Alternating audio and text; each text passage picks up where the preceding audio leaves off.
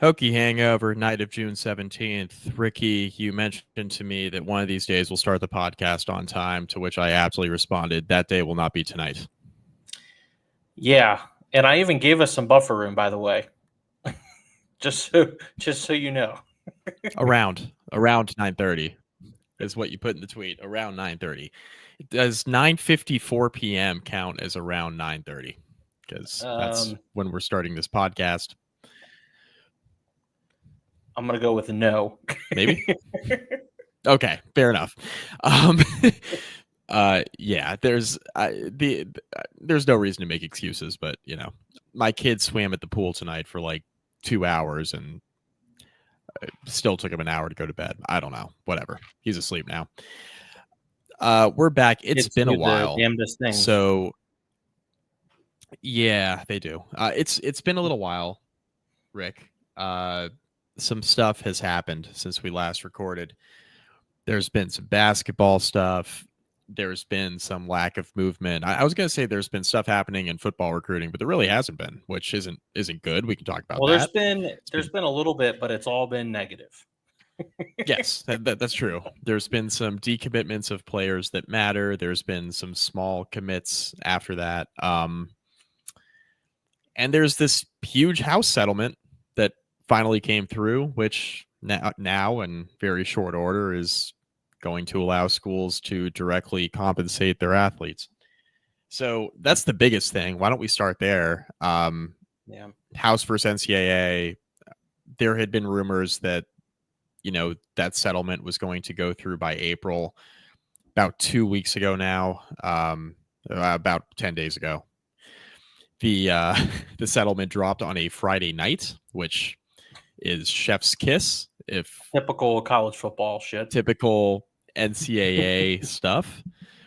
The long and short of it is, you can pay athletes now directly from the universities. There is going to be a dedicated pool of money, right? We can just kind of call it a salary cap, right? In which schools can take funds and they can pay their student athletes and they can decide what they want to do with it, right? Schools take that money. They decide how they want to divvy it up amongst their programs. Most schools that purport themselves to be seriously about football, they're going to put a lot of the money towards that. A decent chunk will go to men's basketball at a lot of schools. That's Virginia Tech included. And then the remainder will go to women's basketball, and then essentially Olympic sports after that. So we can talk the specifics of the settlement, but that's the kind of big picture what's going on. If you want to dummy down, you want to like the 30,000 foot level. That's what's happening.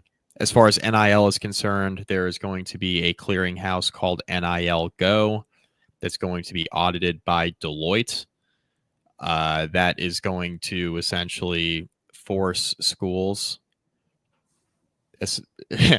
We'll see how this goes, Rick, but essentially how it's supposed to work is schools need to have any NIL deals for their student athletes go through this clearinghouse. The clearinghouse needs to approve the NIL deals for athletes so that we get further and further away from pay for play and tampering. But Ricky, what's going to end up happening here is if the clearinghouse makes a decision that a school doesn't agree with, the school can sue the clearinghouse. So there is going to be a lot of lawsuits, essentially, and that's going to be probably revolving around, I don't know, quarterbacks, I would think would be a big one. That's something I would assume is going to happen when a school's trying to land a quarterback.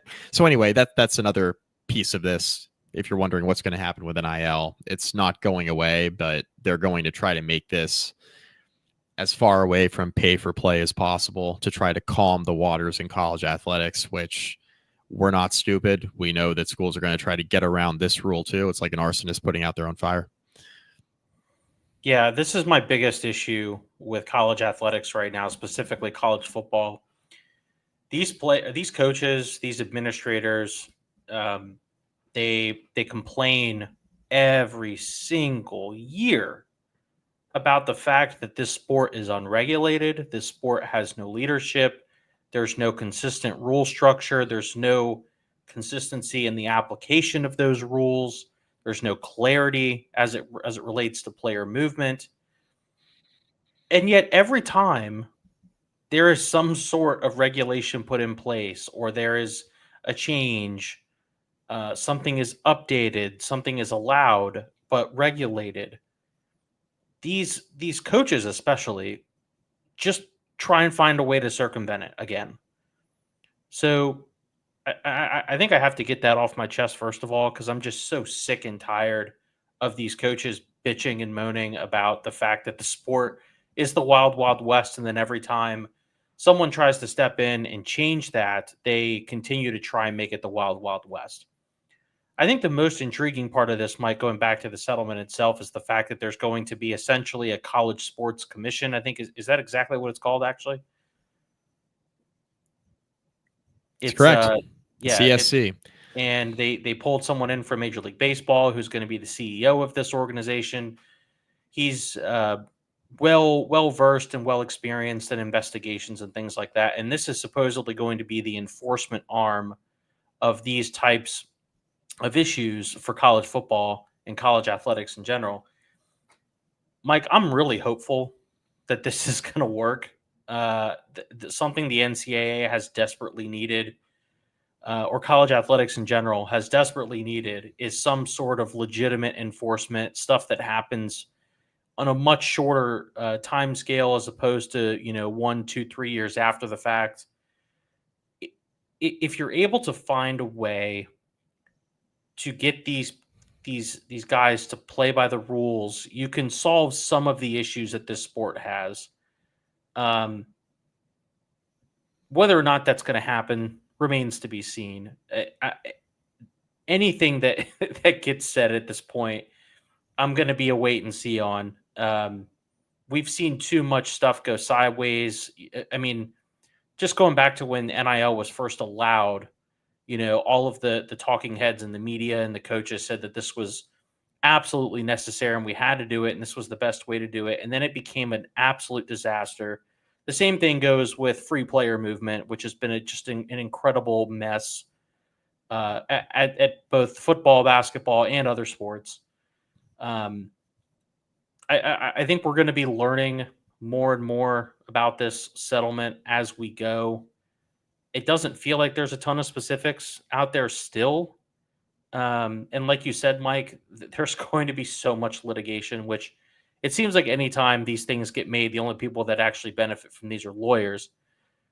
Which, again, if you have kids who don't know what they want to do, get them into a law school as quick as you can. But in all seriousness, I don't know. I'm hopeful that this is going to help things. I know they're talking about now about a change to the transfer window and trying to maybe go down to one. Some people want one window, some people want two windows. They want to talk about where the hell it's going to be in the calendar. If we can get some of these issues nailed down and locked in, maybe we'll get some semblance of the sport back. But right now, Mike, college football does not feel like it did to me 3 or 4 years ago.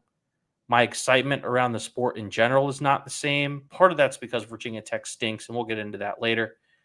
But just in general, the sport does not feel the same. And you can call me an old man and tell me, I'm being a stick in the mud, and that's fine.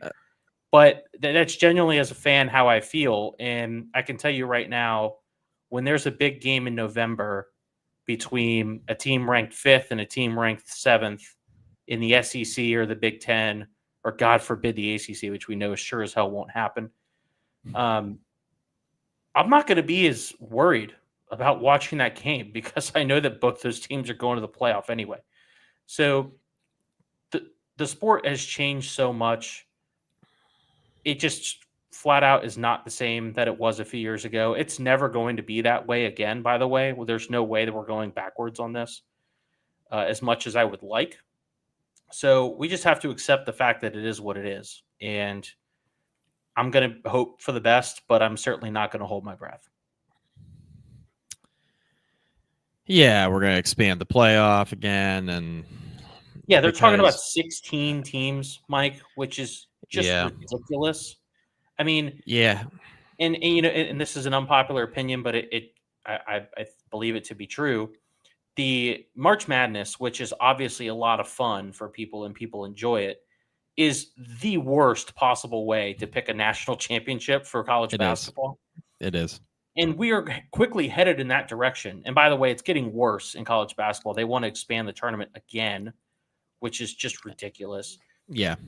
But going back to college football, they want to expand this to 16 teams. They're talking about automatic qualifiers for at the SEC and the Big Ten that are double what the other conferences are going to get. It's just ridiculous. And in case you couldn't tell, I'm not all that happy about the way things are trending in this sport right now, and haven't been, quite honestly, for a few years. The College Sports Commission, to go back just a couple minutes, because that's a really important part of this, that was set up, and Brian Seeley is the name of the guy from Major League Baseball who's coming in to essentially be the head of the College Sports Commission. He is essentially in charge of major college athletics at this point.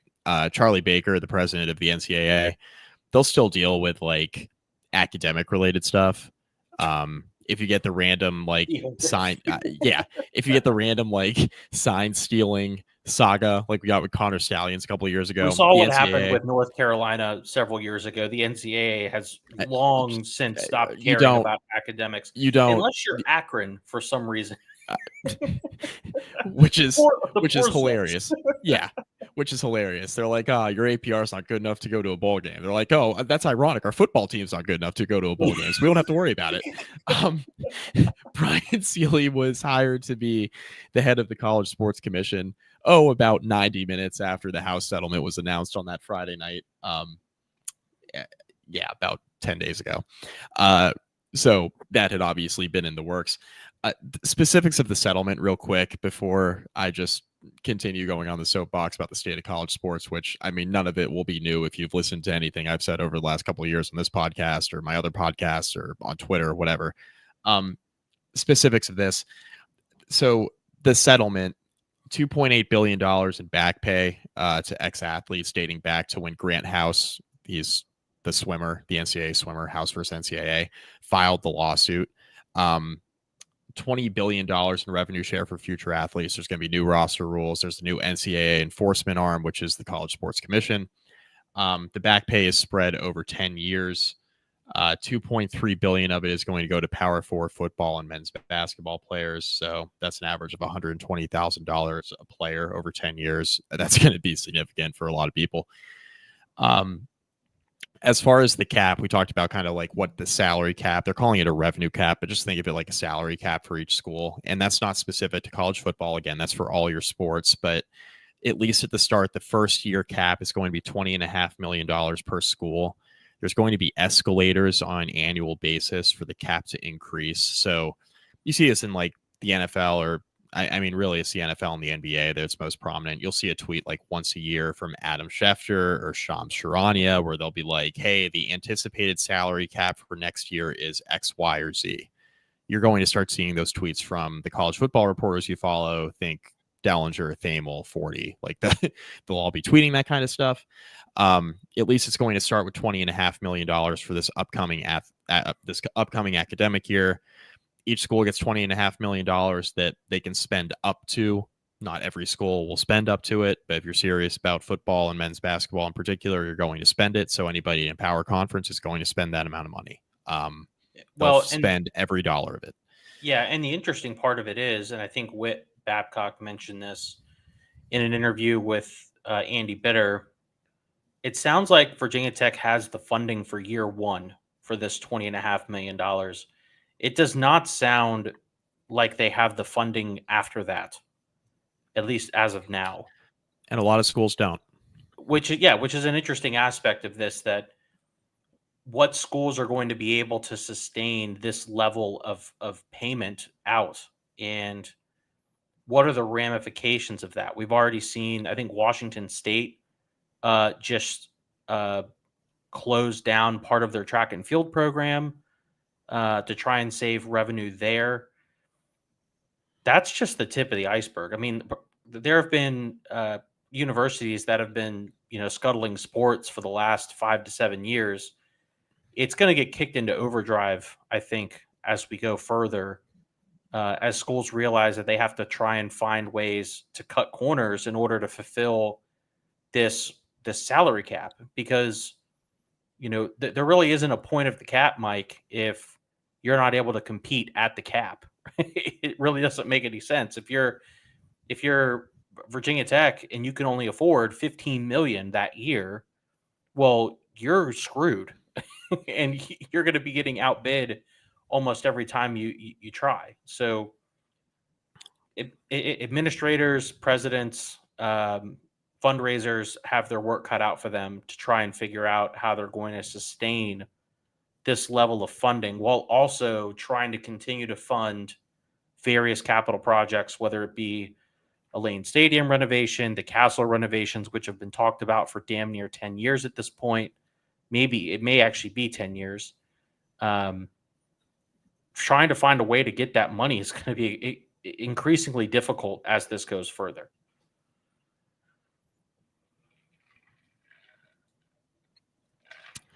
A lot of schools have the money in year one because a lot of schools have been anticipating this house settlement coming for a couple of years, right? So a lot of schools have been bracing for it.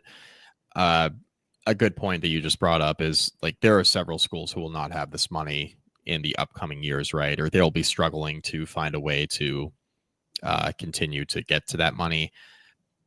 I have a feeling, Ricky, that NIL is going to be repurposed. I think it's going to end up being an extra fundraising arm for the schools because the initial intent of NIL ended up being something total. NIL was going to be on the surface, right? Was going to be, hey, you do a commercial for a car down the street, essentially going to have some of our biggest boosters funneling money to these NIL collectives, and they are going to be tampering with other schools and trying to pay you absurd amounts of money to get you to enter the transfer portal and come to their school, it's essentially what happens when this thing goes through Congress and the NCAA twiddled their thumbs for like years, and Congress is like, oh yeah, athletes should be able to profit off name, image, and likeness. That was the Wild West with like no regulation, stipulation, anything else. Yeah, and the NIL. Sorry, folks. I know that, but I think what NIL is going to be now is it's going to be totally repurposed into something different. Yeah, and that could certainly be the case. And folks, I apologize. Mike's internet is hooked up at the McDonald's right now, so he's going in and out a little bit. Figure it out, Michael. Yeah, Whoops. I mean, we'll have to see what happens with this, and I know this isn't going to be the last time that we talk about it. While all this has been going on, though, Mike Young has quietly, kind of, up until maybe the last week, retooled this roster for Virginia Tech men's basketball. For those who were scoring at home, Virginia Tech lost about 32 players from their roster last year. Tons of movement, guys graduating, guys transferring out. I was on the record, and I think, Mike, you and I agreed on this. We weren't really upset. This roster needed to get turned over. Something fierce. Nope. It was in rough shape. Since then, Mike Young signed 5 freshmen. He's got 3 incoming transfers. And obviously the big one, and folks, forgive me if I mispronounce this name, Neoclis Abdallas. Is that pretty close? Good? Pretty good. Close? I think it's close. Mike, I'm gonna give the floor to you because you and I had a text thread earlier today about this player, and I told you that I'm trying to reserve a little judgment here because I'm trying not to drink the Kool-Aid right now. This has been one of the most, celebrated signings in essentially the the modern history of the program. Tell me what you know about this gentleman from Greece and why this signing is as monumental as people are trying to make it out to be. Well, he's played professionally in Greece, so that's a feather in his cap. He's 19 years old. He's going to come in and he's going to be old for a freshman, right? Which I think is going to serve him well in a lot of ways. He's been playing up internationally. He entered the NBA draft, Ricky, and he was a guy who was considered to be a late first, early second round pick. And a lot of people expected him to stay in the draft, especially if he looked like he was going to get mocked towards the latter stages of round one. Worked out the combine, shot the ball really well. Ball handling was good. Court vision, at least on film in Europe, is really good. Ended up withdrawing his name from the draft. Got enough feedback saying, hey, if you like show it for one more year, especially at the college level in the States, there's an opportunity you can improve your draft stock next year. He would have been drafted this year, but I think going to play college basketball for a year and get more on tape against guys who could actually be playing in the States at the next level rather than overseas will be beneficial for him. I mean, he's 6'8", pushing 200 pounds, an incredible ball handler, a very, very good shooter. I think he's going to start right away. Not even I think. He will start right away. This is the last professional that Virginia Tech had on their roster, like NBA professional, was Nikhil, right? Like, it's been a while. This is the first. Are we counting J-Rob as a?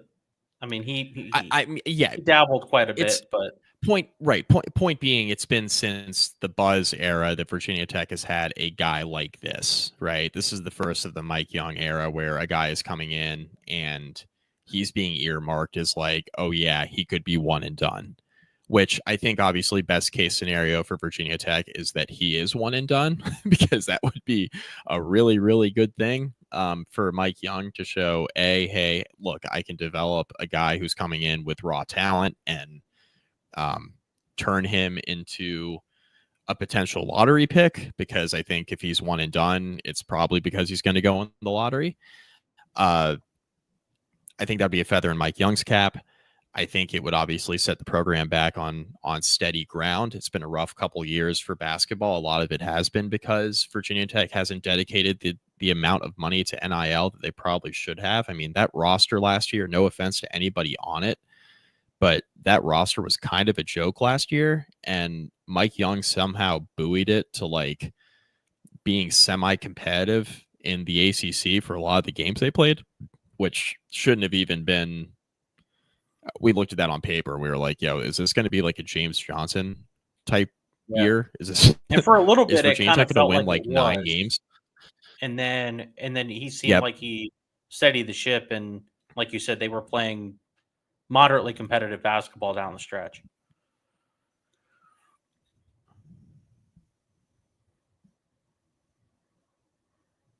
Yeah.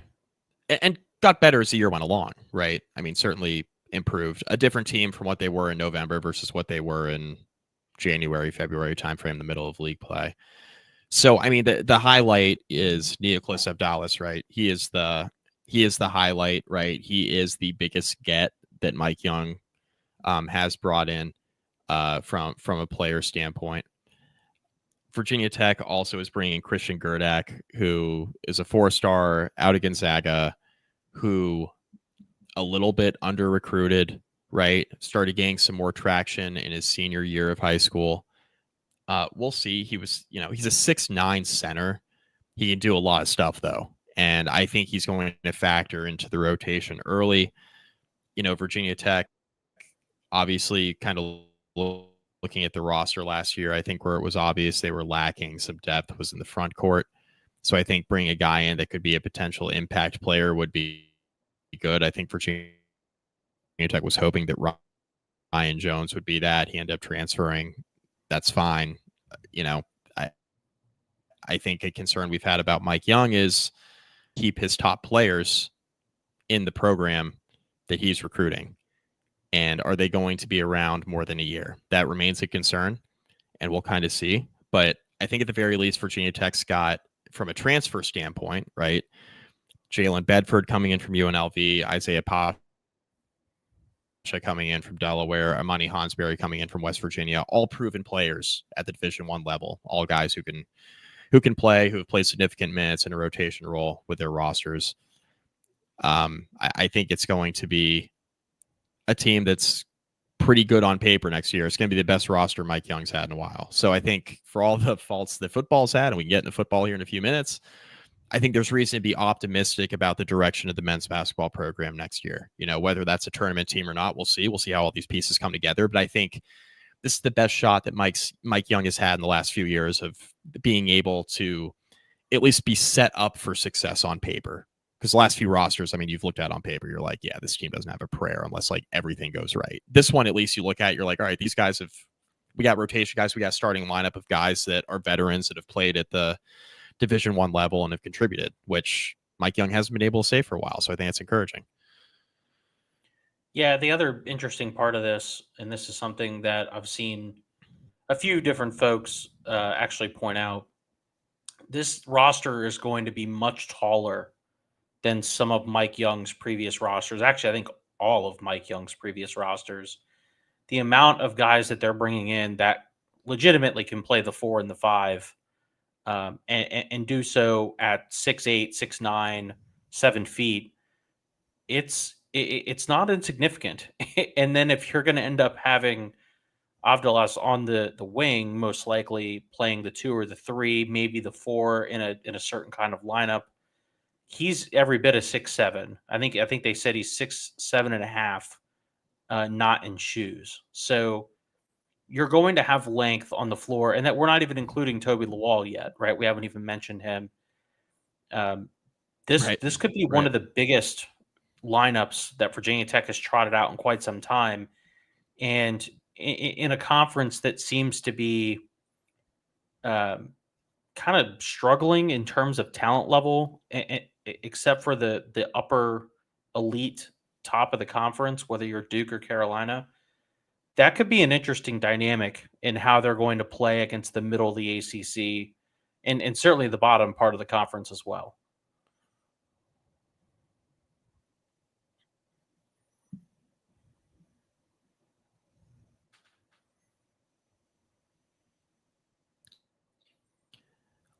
Well, and you're adding these guys to a lineup that Jaden Schutt's back. We've just talked about Lawal being back. Tyler Johnson is back. Ben Hammond's back. So like the good players off of last year's roster are back. They're going to be in the fold, right? And you're adding these proven transfers into it. And then the intrigue of Dallas as a guy who can be an impact player right away as a freshman at the collegiate level. I think it's exciting. It's a deep, versatile team that has some athletes on it and has some proven scores on it, which Virginia Tech hasn't had. This is an opportunity to be a deep roster, right? Like we've talked about, okay, how does Virginia Tech manufacture roster depth?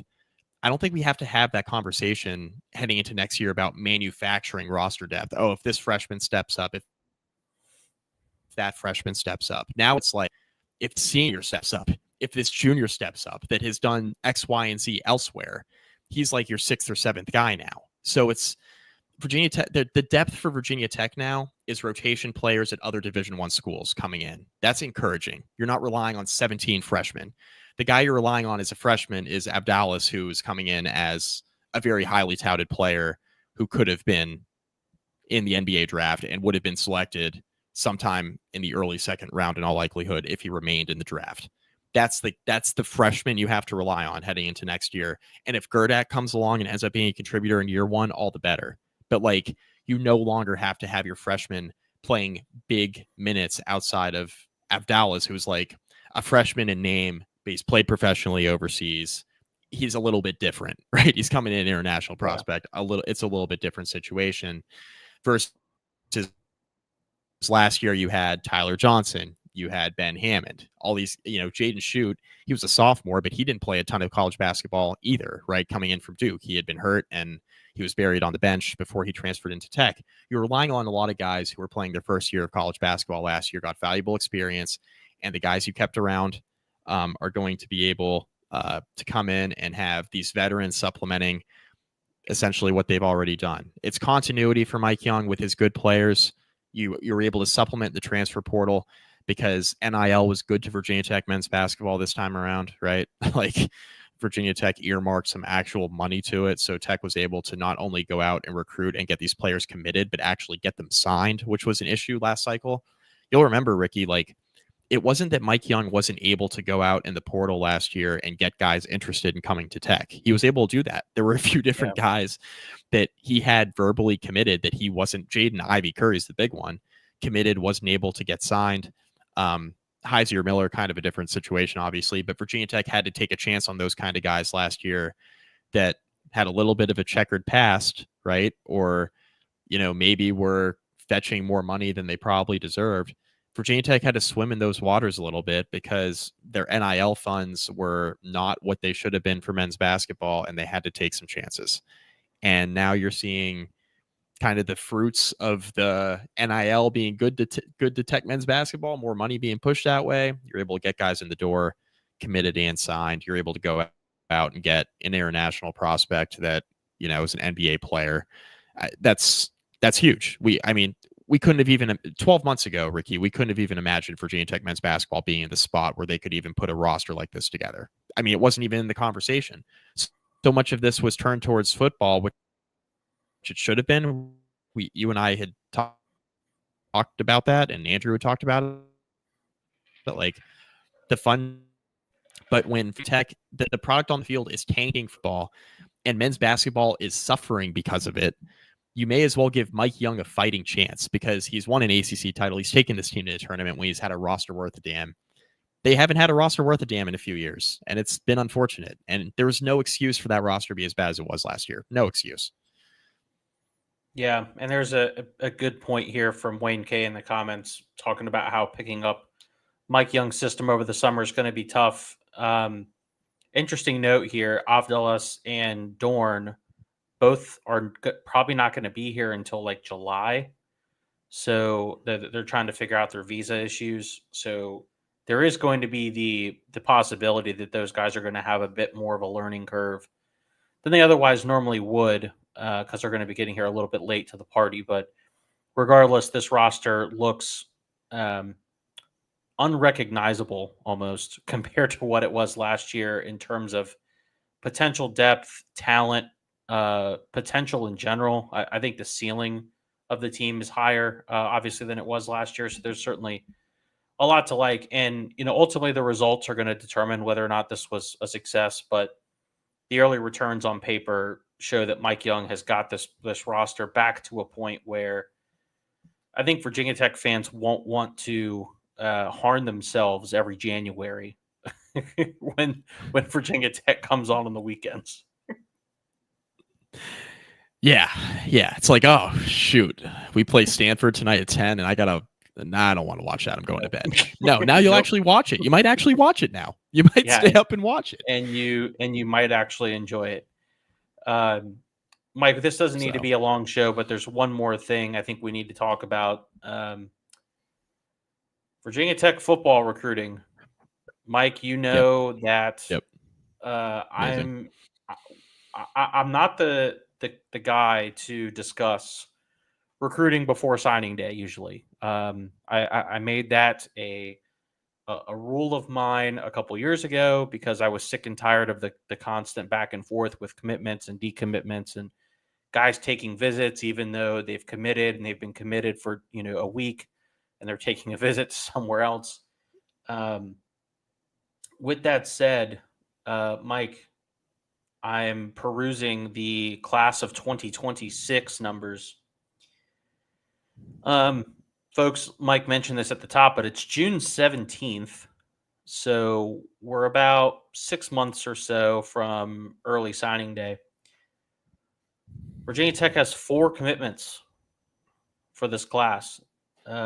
They rank 91st overall on 247 right now in terms of class value. Mike, it's early, So I want to preface that we are 6 months from signing day, but in the same token, we're 6 months from signing day, and Virginia Tech has not even a quarter of their likely class signed. I mean, you figure they're going to sign anywhere from 20 to 25 guys, probably. That's kind of the standard number, and they have 4. Mike, I think Virginia Tech has a recruiting problem. Which sources say, which I mean, can't disagree. The real issue for Brent Pry is that this was supposed to be what you were hanging your hat on. Yep. Vibes. The vibes. Like that's the issue. Vibes. The vibes. Speaking of vibes, they're dead. They're not good. Right. We're heading into the year. They're just not good. Virginia Tech's roster is going to be very young in multiple key positions, with the exception of Kyron Drones at quarterback, who, yeah, he was banged up last year, but he wasn't nearly as good as he was when he came on the second half of the 2023 season. I don't know. Like, I love the conversation about, hey, the schedule's work. You and I have had this conversation before, where people will be like, but the schedule is workable. I'm like, yeah, it's workable if your team is good. Like, if your team's not good, then every team you're like, oh yeah, you should beat them. Yeah, you should beat them if your team is good. If you don't know if your team's going to be good, it's not as workable of a schedule anymore, right? So yeah, sure, schedule's workable, but like it's only as workable as your team is good, which I don't think any of us can sit here right now in the month of June with any certainty, especially with the lack of media access in the spring, and have any idea what this team is going to be this fall. We have no idea. I mean, the running back room is deep on paper, but totally different. We don't know if any of them are going to, Terrion Stewart, we're hoping, when he gets here this summer, he emerges as the guy, but we don't know that for sure. I mean, it's whatever it's going to be in the running back room. I think it's safe to say it's probably not going to be as good as what it was with Tootin back there. The receiving core is totally turned over, which, we'll see if that's a good or a bad thing. Virginia Tech lost really the only good offensive lineman on their roster to SEC schools. Virginia Tech lost a really solid cornerback in Mansour Delane, even though he had an off year last year. You're losing him to an SEC school. You're losing your best pass rusher in Antoine Powell-Ryland to the NFL. Dorian Strong is gone to the NFL. You're young at safety. You're young at linebacker. There are just so many questions about this roster that we're not really going to know until week 1, truthfully. And oh, by the way, week 1, you're playing a neutral against South Carolina, who's going to be a top 15 team. This is, by the way, against a Beamer, which will rub fans really the wrong way on social media. See, Twitter's been really quiet.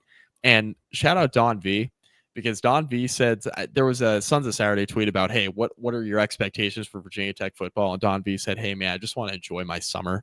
That's kind of the vibe I have too. Hey, man, I just want to enjoy my summer, because we're going to get to week 1. And in all likelihood, Virginia Tech's going to be like a 2-score underdog to South Carolina. Not feeling particularly good about Virginia Tech's chances in that football game. So in all likelihood, they're going to lose by a couple scores in the opener to a South Carolina team that's led by a Beamer. And a lot of people were hoping that Virginia Tech would just keep the whole Beamer and Bud Foster string going and hire Shane.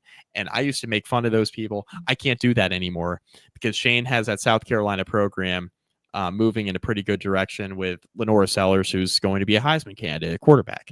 Meanwhile, Virginia Tech is meddling in a mediocre, at best, ACC.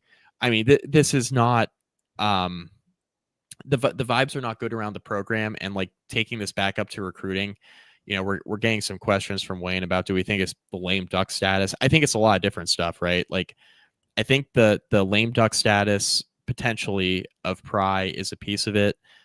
I think there's also just uncertainty. I mean, think of this, Ricky. Like, Virginia Tech's got 2 new coordinators. They have a new offensive line coach. That's a lot of new. Like, a lot of guys you're bringing in on the recruiting. We talk about on the field and what's the impact going to be of Sefkis and what's the impact going to be with Philip Montgomery, and what's, the impact going to be on offensive line. Everybody has all these conversations around, what's the impact going to be on the field. But something that you need to consider, especially when it comes to recruiting, is that Virginia Tech has been after a lot of kids for a while, and they were recruited by the old guard, right? They were recruited by a Tyler Bowen. They were recruited by a Chris Marv, right? Those are the guys who were out on the recruiting trail recruiting those kids. Now you remove them from the fold, and you got to reestablish relationships late in the process. You might be recruiting a kid for 2 or 3 years, and then might establish a relationship with the coach and be feeling pretty good about Virginia Tech, and now that coach is no longer there. And how it used to be, I know money's a big part of it now, Ricky, but the money is going to be pretty much equal now, right? At least at the outset, right? From a revenue, theoretically, when all things are equal, it comes down to relationships, right? And it's a relationships business. And in a lot of cases, kids commit to a coach, right? They commit to a school, yes, but they really commit to a coach, right? Whether it's position coach or a head coach, that's who they're committing to. And when you remove those guys from the fold, all of a sudden you might not be in as good a standing as you thought you were. And that's something to consider here when Pry is bringing in 2 new coordinators and a new offensive line coach. So I think that's a piece of it. I think the lame duck status, not knowing if Pry or the rest of his coaching staff, which feeds into this, right? The guys that you're being recruited by, are they going to be here long term? That's a piece of it. Virginia Tech's NIL prior to the House settlement, that's a piece of this. There's a lot of stuff at work here, right? And it's not like one size fits all. It's going to be on a recruit by recruit basis. But the one thing we can all agree on is a recruiting class in the 90s is not good enough. I mean, we made fun up and down of Justin Fuente's 2020 recruiting class, which I think finished like 73rd in the composite. And this, again, it's early, but it's also like you said, Rick, it's 6 months to signing day, so there's time, but also there's 6 months to signing day. Yeah. And Virginia Tech's composite class right now is in the 90s on 247, which we all know unequivocally would be a failure and would be one of the worst recruiting classes in school history. So they got to figure it out. And this was a coaching staff that hung their hat on recruiting. So to have the returns look like this early, it's not good. It's not good. No, it's not. And maybe the more frustrating part of it is, depending on how this season goes, this could be the end of the Brent Pry era anyway. It would suck quite a lot if Brent Pry on his way out left Virginia Tech with a really bad freshman class. And I know somebody reached out to me on X this past week and said, you know what? It's a freaking circle. Yeah. They said, you know what? Freshman recruiting doesn't really matter anymore. It's all about in the portal. And you know what? To an extent, I'll grant you that. I don't know that it means maybe as much as it did. But, Mike, you look at some of these elite programs, they certainly have some transfers on that roster that are making an impact. But a lot of those elite players are still guys that were homegrown players. A lot of your starters on each team are still homegrown guys. So while, yes, you can cover up for some of your issues recruiting freshmen with a really good transfer class, all it does is mean that your work every offseason gets more and more difficult because you're not backfilling any of these openings with talented players. So, yeah, fine. You can have a really good portal, which I think Virginia Tech did pretty well in the transfer portal this past year, this past spring. And I think that the roster is in a better place than I was expecting it to be in at this time. But it still means that the lifeblood of your program, which are these young freshmen that you're trying to develop into contributors, you still have to feed that. You have to feed it every year. You've got to pack as much talent into that pipeline as you can possibly fit. And right now, Virginia Tech just simply isn't doing that. We'll see if they're able to figure this out in this class. But it certainly does not bode well for the future. It doesn't bode well for the optics of the program. It's not winning Brent Pry any extra fans. It's not making his leash a bit longer. It's doing all the opposite. So I don't know what this is going to look like come September, October, right when guys start taking official visits, and Virginia Tech really should have that. And they're not going to be recruiting as much during the season, obviously. So this could end up being a really busy December because Virginia Tech, instead of those 15 bowl practices, they may just be recruiting a lot. Jesus. The margin for error too. That was real optimistic. The margin for error, and I can't, I don't disagree either, by the way, just for the record, I don't disagree. The margin for error, right, is thin already just for Pry and the staff coming into this season. Like, you got to show some sort of progress this year. I mean, you have to do it to, stick around. And by the way, like, I've said this a million times. Until Whit Babcock's fired, like, I don't think Pry's really in any like deep danger. So if you're like, unless you're canning Babcock, I don't think Pry's going anywhere anytime soon. There's you owe him too much money, and Babcock is too invested in this working. Anyway. The margin for error is thin anyway. For Whit Babcock, do or die. Yeah, I would argue this is a bigger year for Whit Babcock than it is for Brent Pry. It's going to be one of the same, right? Like, if Babcock's gone, they're probably pulling the trigger on Pry too. It's just probably going to be a clean house situation anyway. But the margin for error is really thin with the football program anyway, from a wins-losses standpoint. That margin for error is like even more thin when you consider that, like, okay, you're relying a lot on transfers this year, right? Transfers and then young guys. And there comes a point in time where, like, if you stop recruiting young guys, you're just relying on transfers year over year. And a big criticism of Mike Norvell at Florida State, I know Virginia Tech is not Florida State. They don't pay the kids like Florida State. I get all that. But I'm going to draw this comparison for you, Ricky, because 2 years ago, Florida State had a very heavy transfer-laden roster, right? Think about all the guys that came in. Jared Verse on the defensive line, Keon Coleman at wide receiver. Those are just like two of the players on Florida State's roster 2 years ago that went undefeated in the regular season, won the ACC title.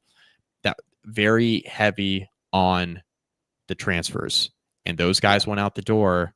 And what happened to Florida State last year, Ricky? I don't think any of us thought that they would be that bad, but they bottomed out. And a lot of the criticism around Mike Norvell was it was too transfer heavy. You didn't invest enough in the young guys on the recruiting trail. You didn't have enough depth in the program. And now look what happens. It's a 1 year, 1 year you're looking really good. 1 year you're looking really bad. Really high ceiling, too low of a floor. And Virginia Tech right now doesn't have a high ceiling, and they have a very low floor just because of where they're at and how they've recruited. And I don't think they're coached nearly as well as Florida State is under Norvell. So that's just an example. And I don't know. You talked about, okay, December might roll around and, Tech might be spending their time recruiting anyway, because, we just kind of implied they wouldn't be making a bowl game in that scenario. Here's the thing, Ricky, like, Pry and his staff might not have a chance to recruit potentially, right? If the season goes really poorly. Someone new might be taking this class over. Right. And I didn't think when Pry took over, and especially we saw the early returns with recruiting in terms of like, hey, they're keeping more kids home, more of the top 10, 15 recruits in the state are staying home, right? And Tech is in a lot of battles with some of the top kids in Virginia that they weren't in with Fuente. I didn't think we'd be heading towards a conversation where if this season goes a particular way, like, not only could Pry and the staff be gone, but the roster could be in a state where it's even worse than the one that Pry took over. Yeah. I mean, that was a team, Ricky, you'll remember, like Virginia Tech that first year, they beat Boston College, Liberty, and Wofford. And that was it. And a lot of the games were ugly in year one. And everybody was like, Fuente's fault, Fuente this, Fuente that. But there were some coaching things, right? There were some coaching things in year one where we were like, hey, I get the talent's not there, but not looking good. And I didn't think like worst case, like our doomsday scenario with the Brent Pry era would be that he would leave Virginia Tech with a roster that's worse than that one. And I think that is, I think you make a very, very good point by bringing that up. I think that is absolutely on the table if this season goes a particular way, which at that point, Rick, how do you even start to come back from that? I don't like, I thought rock bottom was when Fuente left in 21. I thought that was rock bottom. Nope. Apparently not. No, and unfortunately, I don't know. I've always wondered if rock bottom actually exists, because sometimes it always seems like it can get worse. I didn't mean to act like I was ignoring you there, Mike, but I was just looking at the player rankings for the state of Virginia for the class of 2026. Virginia Tech's Joshua Pittman, who is a commit from Suffolk, 21st in the 247 composite. I'm scratching my head. So all of those supposed inroads that this program was making in state, trying to, repair some of the relationships that were allegedly ruined by the previous staff. I'm not sure that those are yielding any results. Last year was bad, man. Like, we knew it by October. We're like, all right, this isn't good. We're in trouble here. It's the issue. I think we're going to look back at it, right? I think last year is going to end up being like the inflection point, because Virginia Tech put, not to tie it back into the men's basketball conversation, but just for 1 second, Virginia Tech comes off of that military bowl. We all had a great time, right? Virginia Tech kicks the ever-loving shit out of Tulane. And it was a Tulane team that had their coach out the door and players opting out, and Tech just beat the piss out of them. And we were all feeling really good, high and mighty, because a week before that, like, every player that mattered from that roster said that they were coming back and they were going to be back next year. So, we were going into that military bowl about 18 months ago, feeling pretty good about things, right? Like, the trajectory of the program in the second half of the season, it showed like, hey, look, this team has grown a lot, and there was a lot to be optimistic about. And, heading into last season, they're going to be returning a lot of guys, veteran roster, a lot of good players, right? A lot of proven players, but guys who could still take another step up, where it was like, hey, these guys know their roles. The starting roster, there were a couple of questions as far as who's going to start here or there, but we kind of knew who the starters were last year on offense and defense. It was more like, hey, is this guy going to play more snaps here, or is he going to play more snaps there, right? Like, is he going to be playing the star, or is he going to be a free safety? Like, those were the types of questions we were having last year. And then Tech loses to Vandy in the opener. And it was a struggle all year long, really, to kind of come back from that. And because that was one of the games where everybody kind of had penciled in. And then everything, now you're kind of searching for an extra win on the schedule, right? Everybody's talking about, it's checking win 8, they're going to win 9. They're going to, you lose to Vandy, everybody throws that out because everybody thinks Vandy stinks. And turns out, actually, you stink, right? It's the whole, our roster's workable thing again. But Virginia Tech had put everything into bringing those players back and retaining those veteran players, and they push money away from men's basketball, right? So Mike Young suffers for it, right? Last year, his last year's roster, right? Doesn't have any money, can't pay anybody. That roster stinks. And we put all of our eggs into the basket of keeping all these wide receivers, the running backs, all these guys on defense, these offensive linemen. We're paying all these guys to go 6-6 and play Minnesota in the Mayo Bowl, where everybody opts out. You're playing a third string offense and defense in that game. Still only lost by 11? Last year was an inflection point. Yeah, but never. We were all there. Never really competitive. It was just like a gross game. We left like middle of the third quarter. It was awful. And to think about kind of what we were thinking a year prior, and in that prior December at the Military Bowl, to what we were at, kind of where we were at mentally in Charlotte. After that, it was a real inflection point for the program. I think you're still seeing kind of the after effects of that on the recruiting trail, and with the fan apathy. Like, Ricky, you talk about like college sports as a whole and like how you're feeling about things with like college football. And like, it's been harder and harder for me to watch college basketball because I think college basketball has been even worse with the NIL stuff, like way worse. You have guys like that Lynn and the Kidd one and averaging done era has kind of, at least in my opinion, tainted the product. well, yeah, and it's just even worse now because like you have guys like Lynn Kidd, 6 points, 4 rebounds per game, getting $750,000 to go play at Miami. That's not like a made up number. That's what happened. And you're like, the rosters are changing over. Guys who are absolutely mid are getting absurd amounts of money. They're getting CFO level salaries to go be ass somewhere. And it's just like you're watching these college basketball games. It's just a pain in the ass. With college football, like I still enjoy watching the games. I'll still watch the games. Like, admittedly, I'm part of the problem in that regard. But the sport isn't the same to me either, Ricky. It's not the same to me either. Like, tying back to like the beginning of this podcast now, as we get ready to wrap up here in a few minutes, like, it's not the same for me either.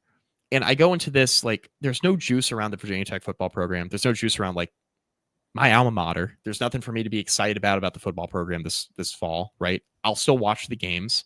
We do this podcast, I'll be invested in that regard, right? At least you have Notre Dame. They're going to be good. They're going to be really good. But like I there's nothing to be invested in with my alma mater. That's really, really frustrating. There's nothing for me to be excited about with the upcoming football season. And I think a lot of fans do feel that way. And it's not just because they feel some way about the state of college athletics. I'm sure a lot of people do. But like, people are just, they're not going to get excited about it angrily or happily. It's just going to be like, all right, we kind of going into this, we know what we're going to expect. Some weeks they're going to play up to competition. Some weeks they're going to play down to competition. It's going to be another 6-win season, 5-6 win season on paper. Like, okay. And if they win less than that, the coaching staff's fired and everybody's going to go out the door and we're going to be left with nothing. And the roster's going to be bad the following year with a new coach. And who's going to want to come inherit that mess? We'll find out. It's just hard to like get real juiced up about this. And we've been in the abyss with the thing that's frustrating, Ricky. We've been in the abyss with this football program for we're going on a decade and a half of this now. Yep. I mean, I've it's my 10-year. It's the 10-year mark of when I graduated from Tech. I graduated in May of 2015. This was like the 10-year anniversary of me graduating from Tech this past May, a month ago. And just thinking back to what the football program was in the final, like the late stages of Beamer, there are two teams, right? Two teams that you can point to over the last 15 years that I think Virginia Tech fans could be really happy with, really proud of. It's the 2011 team that went to an ACC title, right, in a Sugar Bowl, the Danny Cole game. And it's the 2016 edition where Justin Fuente took Virginia Tech on the cusp of winning the ACC title against a Clemson team that went on to win the national championship. Those are the two teams we can point to. Other than that, it's been a lot of mid, right? Like 2017 was okay, but like it's been a lot of mid for a while. A lot of 6 wins, a lot of 6-7 wins. Oh, we maybe win a bowl game, we won 8. It's been a lot of that. A lot of 6 and 7 win regular seasons, not competing in a weak ACC outside of Clemson, not being able to compete for conference title, not even really being in the conversation. Like the years where like Virginia Tech has been kind of in the mix in November, it's because Virginia Tech's going to back their way into it because the conference sucks so bad. You're going to get curb stomped by Clemson by 40 in the conference title game, even if you back your way in. That's not exciting. You want to go in thinking you have a chance. Like Tech hasn't even really had a chance to be a really good program in the last 15 years. It's been 2 occasions. And it's been a lot of roster mismanagement and coaching issues and lack of direction with the football program. And so I go into the fall and I'm not very optimistic about things. I think Virginia Tech will, we'll do all our preseason stuff like we always do. I think Virginia Tech might win 6 games. Might. But there's a lot of uncertainty. And yeah, there's a lot of uncertainty across the ACC too. But like, am I going to think that Virginia Tech's going to be like the best version of itself when it hasn't shown itself to be the best version of itself, short of like a 6-game stretch, in Pry's third year? Like, what are we doing? What are we doing? So I don't know. We'll see. Yes, we will. Mike, it's been an hour. I think we've exhausted our topics for the evening. We'll be back later this offseason. We'll keep an eye on things, how things are going. Andrew will be back at some point. He's been traveling a lot, both work and pleasure, I think, but he's been gone almost every week, it seems like. Rate, review, subscribe. We really do appreciate it. If you're in Blacksburg, Counts Family Pharmacy is the only place that you should be going for your pharmaceutical needs. Home Field Apparel's got some great stuff. Make sure you go visit Home Field Apparel. Use the discount code to get your 20% off your first order. Mike, I don't know which one of us is feeling worse about baseball right now, but both of our teams aren't very good. So we'll see how the rest of our summer goes. Any last Sox are words? down. Yeah, Sox are down. Sox have been playing good ball lately, and then of course traded Devers 2 days ago, and tonight they have come back to earth a little bit. They're down 8-0 to Seattle in the 5th inning. So looks like the 6-game win streak is going to be snapped, which is okay. Get a chance to win the series tomorrow. But they've been playing better. The Devers trade, and then I have Devers going into San Francisco introductory press conference saying that he's willing to play any position on the field. Just go fuck yourself. Anyway. Like I said, should have asked him to pitch. We'll be back later on. We'll talk to you later. Until then, go Hokies.